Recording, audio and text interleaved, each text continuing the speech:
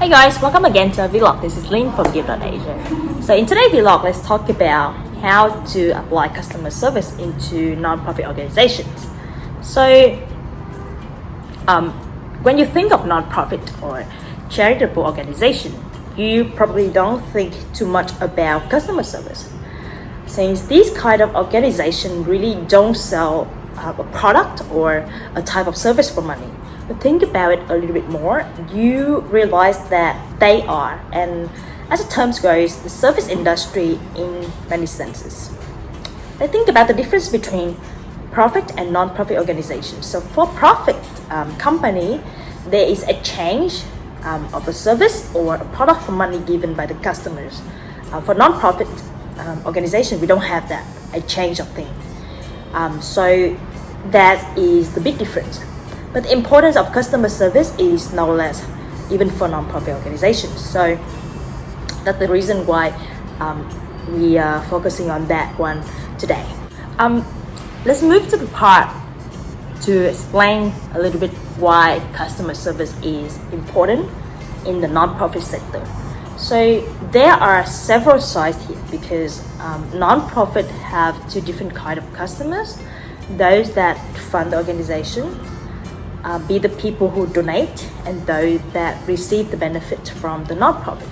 So whether they be the individual or other organizations. So on the donation side, it's absolutely critical that non-profits operate to make giving convenient, easy, and even enjoyable, since they can't really rely on providing the contributor with a direct and immediate product or service. It's also important to understand what drives those that contribute. For example, customer wants and expectations, since meeting those will be essential for retaining the contributor. On the flip side are the recipients from non-profit organizations. So their wants are different. They want a streamlined, convenient, and easy process for applying for and receiving help. Unfortunately, many of the non-profit fall down here because of the tendency to increase red tape in the application process to protect from fraudulent or inappropriate use of funds and benefits. So there's another type of customers of your non-profit as well as volunteers. So what about them, and why should we serving them as customers? So again, the relationship is non-transactional in the sense that volunteers generally receive no tangible benefit from getting involved in the organization. So for this reason, it's important to understand their needs and wants, much as one would with for-profit customer, to create an environment and condition where volunteers can be both recruited and retained. In the non-profit, volunteers are customers in a way that is not the case as in the profit enterprises. Let's talk about why should organizations focus on customer service. You should remember this: trust is your marketing asset. So it's another way to bring your brand out there and make people remember that and be loyal to your organization. So the benefits of it is build more trust and enhance the relationship between the organization and the supporters, and also to spread positive word of mouth about your organization. And when you already did that, you will be able to raise more funds. And how to do that? Try adding the wow effect. You can actually surprise your donors by exceeding their expectation, or even set an expectation for them, such as for a campaign or something. Create unique sympathy and trust. So by tapping into their emotional side, you can gain faith in them, which will impact their desire to stay with your organization. You can also increase the storytelling skills using email marketing, social media outreach, and using more creative methods. Just try to be more engaging and innovative as much as you can. Now let's move to the part where how you can leverage your internal customer service. So a non-profit actually cannot achieve customer service excellence without attaining high levels of efficiency, quality among its internal service provider. So first, you will start with the awareness.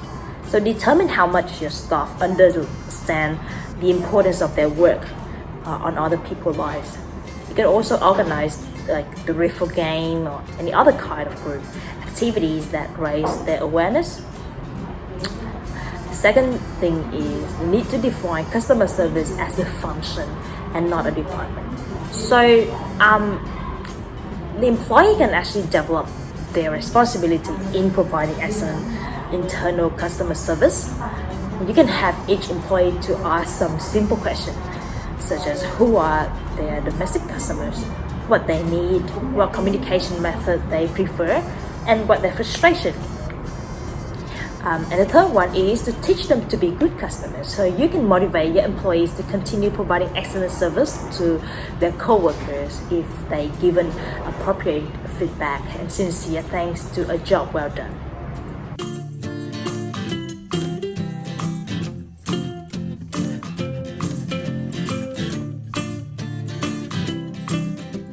Now let's move to the part where we discover about 4 different ways to improve your donor experience. So the first way is to delight your donors into loyalty.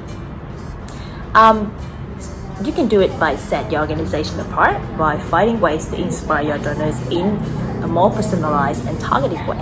So rather than making each message an ask or a story about people in need, throwing some playful surprises that exceed what donors expect from you.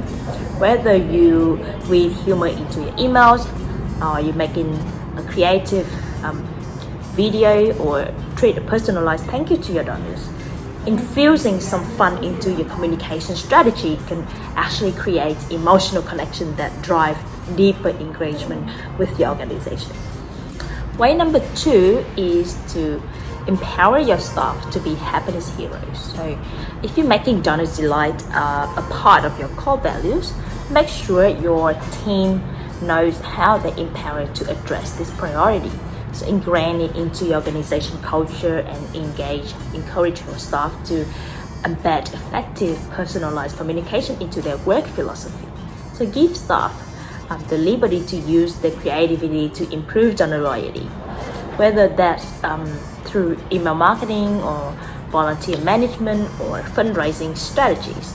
So not only will this keep your donor delight top of mind throughout your organization, but it will also make your team members feel valued and inspired to bring their best to work. Number 3 is to be transparent with your donors. So nonprofits can enhance donors' sense of access to their internal processes by prioritizing transparencies. So are you clearly informing supporters where donations are going? Do they understand how their gifts are moving the needles towards your organization goals, and are they aware of the progress and results of your campaigns? So whether it's through blog post, newsletter, or email, demonstrate how supporters' donations are being used. Operate as if your donors are in the room and make them feel like they are too. So the fourth way to do it to get data-driven. So being data-driven can effectively manage your relationship with your donors and to track the donor trends and interactions and personalize the communication. You can know when, where, and how to reach your donors for the best communication strategies. So at the end of the day, donor wants to feel valued. Like any other relationship, this is achieved through intentional and personalized communication. By reaching out to supporters and delivering great customer service, nonprofits can greatly improve their donor retention efforts. More importantly, the lasting support procured by donor happiness drives vital programs and services to your organization constituent on the ground. So happiness isn't just for consumer, it's for giver too.